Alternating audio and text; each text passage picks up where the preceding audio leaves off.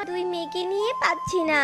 এক মেয়ে তো প্রকৃতি নিয়ে সারা দিন পড়ে থাকে, আর এক মেয়ে সারা দিন প্রকৃতিকে ধ্বংস করার জন্য পড়ে থাকে। এ বাবা করে গেছে যে এদিকে কি মা, আমাদের নিয়ে তোমাকে তো করতে হবে না। তুমি শুধু তোমার নিজের শরীরের চিন্তা করো, আর টুকটুকির পড়াশোনার দিকে একটু নজর দাও। এত পাকামো না করে নিজের পড়াশোনার দিকেও একটু নজর দে, বুঝেছিস? হ্যাঁ মা, খুব করে বুঝেছি। এবার শোনো, কুহু আমাকে কিছু ফলের গাছ দিতে চেয়েছে, আমি বরং এক্ষুনি গিয়ে ওগুলো নিয়ে আসি।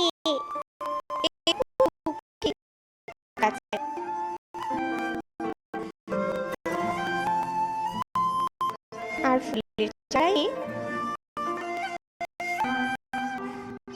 পুরো বাড়িতে লাগিয়ে দিয়ে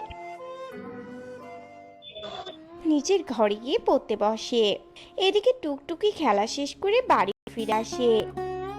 ইস, এই দিদিটা আজও কি সব গাছপালা দিয়ে বাড়িটা ভরে রেখেছে, কি নোংরা দেখা যাচ্ছে। আমি এক্ষুনি এই আগাছাগুলোকে তুলে ফেলে দিচ্ছি। টুকটুকি রাগের বশে সবগুলো ফলের গাছ তুলে ফেলে দেয়। টুকি শব্দ পেয়ে বাইরে বেরিয়ে আসে। টুকটুকি, তুই এসব কি করছিস? তুই জানিস না গাছপালা পরিবেশের জন্য কত উপকারী? গাছপালা যদি না থাকে তাহলে বৈশ্বিক উষ্ণতার জন্য একটা সময় বৃষ্টিপাত হওয়া বন্ধ হয়ে যাবে, আর বৃষ্টিপাত বন্ধ হয়ে গেলে পুরো পৃথিবীতে খরা দেখা দিবে। সেই খরার ফলে ফসল চাষ হবে না, তখন আমাদের না খেয়ে মরতে হবে রে। শোন দিদি, তোর এসব বাজেরা ফালতুকে নিজের কাছে রেখে দে, আমাকে দিতে আসিস না, কারণ আমি তোর মতো আনকালচার গাইয়া খেত নই। আমি একজন শিক্ষিত সুন্দরী স্মার্ট মেয়ে। ও, এতক্ষণ ধরে কথা বলে শুধু শুধু আমার এনার্জিগুলোই লস করলাম। শোন টুকটুকি, যেদিন তুই বুঝতে পারবি যে এগুলো তোর ভুল ধারণা, সেদিন তোর হাই হাই করে কপাল চাপকানো ছাড়া কোনো কিছু করার থাকবে না, এই আমি বলে দিলাম। তুই চাই সত্য আমার সামনে থেকে আমাকে ঘরে যেতে দে।